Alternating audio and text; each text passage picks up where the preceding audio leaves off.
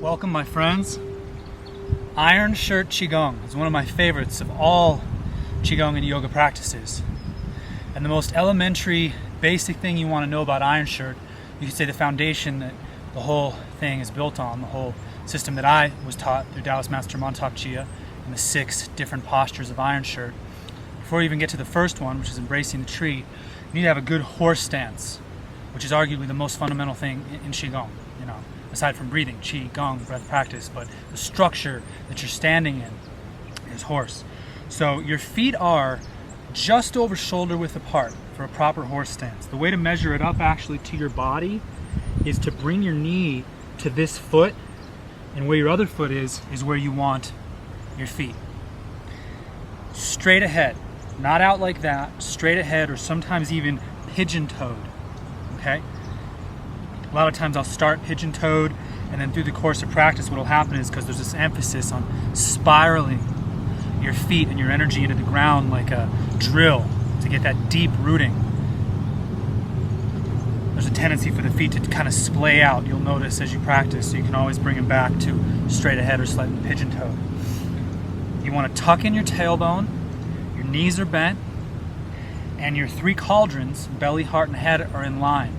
So if your head's like this, you can see how my 3 centers aren't aligned. Most people hang out like this, their computer and stuff. So Iron Shirt will really help you get your posture, and then you'll get energy from your structure instead of losing energy from the structure from poor posture. You bend your knees, you spiral them out slightly.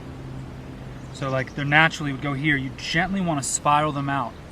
And you tuck in your tailbone in a feeling of sitting without sitting.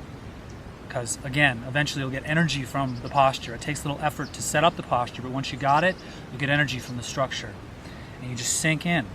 Literally like you're sitting without sitting. You can even put your hand here or have someone put their knee under here and like literally sit down, and then they pull it out.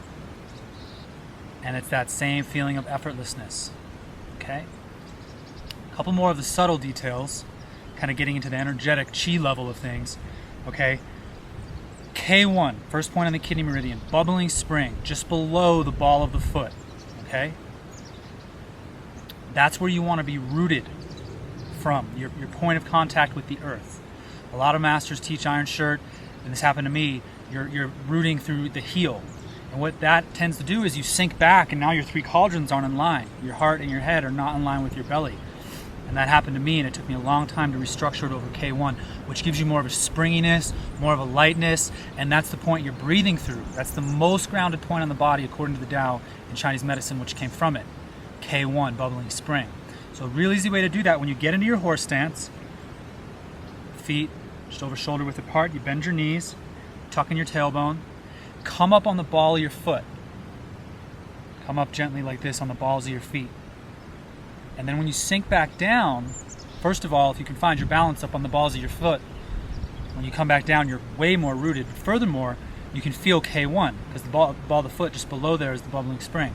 That's a real nice way to feel it. You just come up on the ball of your feet, you feel that point as your primary connection to the earth, and you sink back down, and that's still your primary connection to the earth. Okay? So here's where that energetic detail comes now that I mentioned. This will help you get the deep grounding that I hadn't gotten in other yoga systems. They connect with all kinds of spirit, heavenly energy and connect to the ethers and all this stuff, but that doesn't matter if you don't have a container to hold it. Period. So this grounding, and I could go on and on, but you need this. You can only embody as much as you can digest. It's not what you eat, it's what you digest. And digestion is about grounding. Spleen, stomach, pancreas in Chinese medicine are the earth element. So that's the grounding, that digestion, that relax and digest, relax and let go, drop into your body. Okay? The energetic detail I mentioned, out of K1, you've come up on the balls of your foot, you settle back down, your weight's over K1. Now what you want to do is, remember I mentioned you spiral your knees out, this kind of gentle outward spiraling of the knees.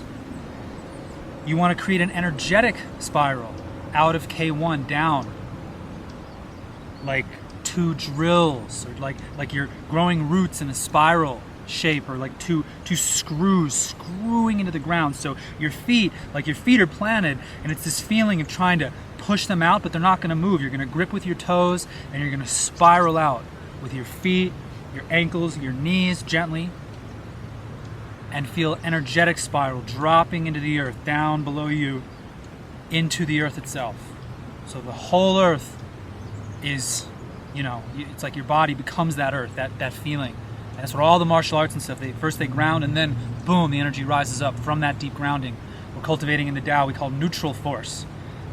It's kind of paradoxical, but out of that neutrality, that grounded, neutral willingness to let go, out of that the energy comes. So it's not me, like when we get tested for Iron Shirt in the Healing Tao system that Master Chia set up, you get pushed on by numerous people. You're not pushing on me, you're pushing on the earth itself. You can push me, but you can't push the earth. So there's a lot of layers to this grounding. Healing, martial, all the levels come out of this grounding. So that's pretty much it for horse stance. There's other details. You spiral the knee out, you can gently spiral your hips back in, so it's kind of a counter force. But just to sum up the emphasis, the main details: your feet are shoulder width, just over shoulder width apart. Size it up how I showed you. Bring your knee to the ground. Toes straight ahead or slightly pigeon-toed.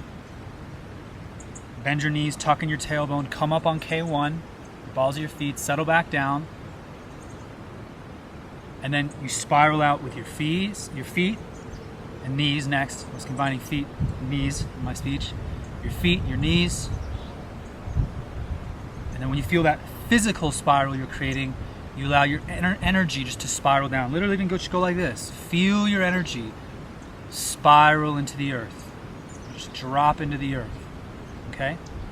And then from here, your hands are just on your sides. And normally what I do, if I'm just going to hang out in a horse stance, like I've done a lot of cosmic work, a lot of real high energy stuff, and I really just need to ground and embody it, I'll just stand in horse stance, usually in Wu Wei.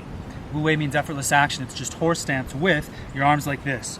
They're flat at your sides, totally just dropped, and you bring just enough space under your armpits to feel a breeze or to hold an egg under there, some masters say. And your hands are kind of covering your root center here, and you just breathe. Long, effortless belly breaths. Breathing fresh energy up from the earth. Long exhalations, and any tension in your body relaxed to the pull of gravity. Belly breathing and Wu Wei. This builds tremendous power. Just keep breathing as I offer these last few details. Your legs, your hips, all this core. You can gently tighten your perineum and your rectal muscles. Get that perineum power, that core energy rising. So many layers, but just hang out, they say, at least a minute a day in horse stance, Wu Wei, and gradually build it up from there and see how you feel.